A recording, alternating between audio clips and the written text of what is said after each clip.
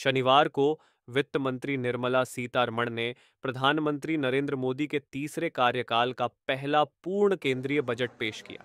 इस बजट में बिहार के लिए कई सौगातों की घोषणा की गई है। एक ओर जहां इस बजट को बिहार के लिए एक बड़ा प्रोत्साहन बताया जा रहा है, वहीं दूसरी ओर विपक्ष के नेताओं ने इसे महज चुनावी साल का लॉलीपॉप बताते हुए इस पर सवाल उठाया है। सुनिए किसने क्या कहा है। बिहार के लिए सबसे बड़ा तो अनाउंसमेंट ये है कि एक ग्रीनफील्ड एयरपोर्ट आएगा, इंटरनेशनल एयरपोर्ट एक बड़ा अनाउंसमेंट है।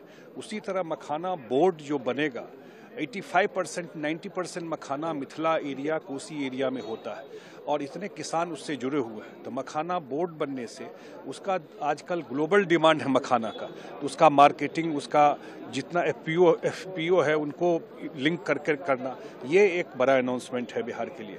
वेस्टर्न कोसी इरिगेशन सिस्टम, पश्चिमी कोसी नहर, पूरा मिथिला एरिया का कितना लॉन्ग पेंडिंग डिमांड था, उसके लिए वित्त मंत्री जी ने अनाउंसमेंट किया है। फिर आपको एक फूड प्रोसेसिंग के लिए जो इंस्टीट्यूट बनाने का अनाउंसमेंट हुआ है। तो ओवरऑल मुझे लगता है आज जो आईआईटी पटना का एक्सपेंशन के लिए बात हुई है, तो ओवरऑल बिहार के लिए बहुत ही सुखद है। अब डिटेल हम लोग और देखेंगे। बिहार को भी प्राथमिकता मिली है और बिहार में बहुत बड़े परियोजनाओं की स्वीकृति दी गई है और बिहार में विशेषकर जो मखाना बोर्ड स्थापना की स्वीकृति हुई है, वहाँ जो कोसी के क्षेत्र हैं और कोसी के क्षेत्र के लिए जो परियोजनाओं की स्वीकृति मिली है, इससे बाढ़ के विभीषिका में भी कमी होगी, सिंचाई भी इससे उपलब्ध होंगे और कोसी के क्षेत्रों को, खासकर किसानों को काफी मदद मिलेगा। जो बिहार के कल्याण के लिए, बिहार के विकास के लिए, बिहार के उत्थान के लिए, बिहार के मान सम्मान के लिए जो किया गया है, उस पर विपक्ष वाले और उसमें आरजेडी सहित सभी जो ऐतराज जता रहे हैं, यह बिहारियों को अपमानित करने जैसा है। थोड़ा गूगल करिए, मखाना बोर्ड था या नहीं था, गूगल करिएगा, स्पष्ट हो जाएगा। एक पुराना मुहावरा था, पुरानी शराब नई बोतल।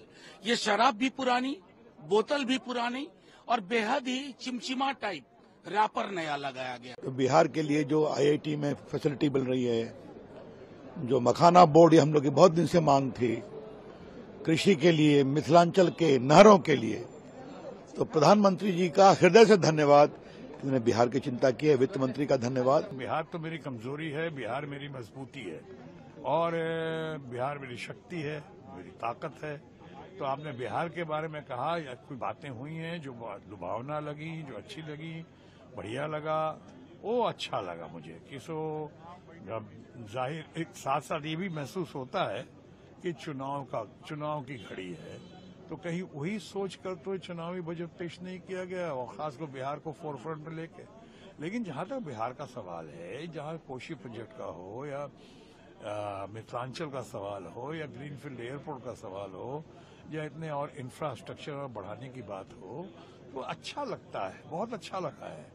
लेकिन क्या इतना ही काफी है? क्या बिहार में उन्होंने पहले कितनी बड़ी बड़ी स्पेशल पैकेज की बात की थी, क्या हुआ उसका? इस बजट में भी उम्मीदें थी। क्या हुआ जो बोली लगाई थी बिहार की 50,000 करोड़ दूं?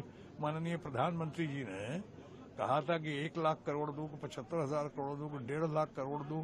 क्या हो गया उसका? उसके बदले उसकी तुलना में, स्पेशल पैकेज इन बातों की तुलना में, ये बजट का ये जो लोक लुभावना बजट बिहार को देख के पेश किया गया है, वो मुझे लॉलीपॉप समान दिखता है। बिहार में अब एक और निफ्टम खुलने जा रहा है, ये हम लोग के लिए खुशी की बात है। और साथ ही में मखाना, जो कि पुनः फूड प्रोसेसिंग में ही आता है और उसका सबसे ज्यादा उत्पादन बिहार में होता है, उसका मखाना बोर्ड बनाने का जो जिक्र किया गया है, उसके लिए भी मैं बिहारियों की तरफ से माननीय वित्त मंत्री जी का विशेष तौर पर मैं धन्यवाद कहूंगा। जिस तरीके से बिहार में इंफ्रास्ट्रक्चर डेवलपमेंट का जिक्र किया गया, एयरपोर्ट्स, ग्रीनफील्ड एयरपोर्ट का इसमें जिक्र किया गया, एयरपोर्ट की एक्सपेंशन का जिक्र किया गया, आईआईटी में जिस तरीके से बिहार में एक्सपेंशन का जिक्र किया गया, तो मैं ये मानता हूं कि बिहार के लिए भी यूजलेस कुछ नहीं है। क्या है इस बजट के अंदर?